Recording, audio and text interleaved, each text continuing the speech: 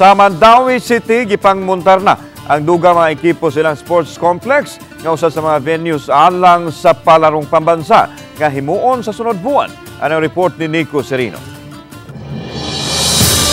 Sa Mandawi City Sports Complex, gihimo ang distribution sa social pension alang sa mga senior citizens. Kini ang ayuda sa national government, maong diha ang taga-DSWD nangunay sa pag-apod-apod. Mitambong sab ang mga local officials, pinanguluhan ni Mayor Jonas Cortez. Nanawagan ang mayor sa kooperasyon sa mga lolo o lola sa mga programa sa syudad, sama sa isyu sa basura o sa pagsiguro nga hapsay ang komunidad.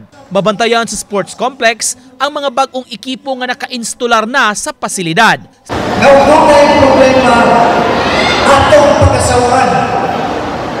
Ang problema kung atong tabangan, dali na kay tabangan. Ang mensahe nga we should and we must move together towards a progressive city.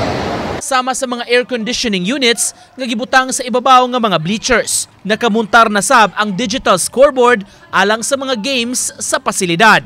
Ang Mandawi Sports Complex, usa sa mga venues sa palarong pambansa nga himuon sa Sugbo sunod buwan. Arnis ang duwaon sa maong venue. Matod sa opisyal, gipangandaman na nila kini. Apan ang improvements sa complex, daan ang giplano bisan wa pa malakip ang dakbayan sa venue sa dakong sporting event sa palarong pambansa. Para ang atong mga activities niya, upside nindot niya, ang mga gamit atong i-improve. Nico Sereno, Balitang Bisdak.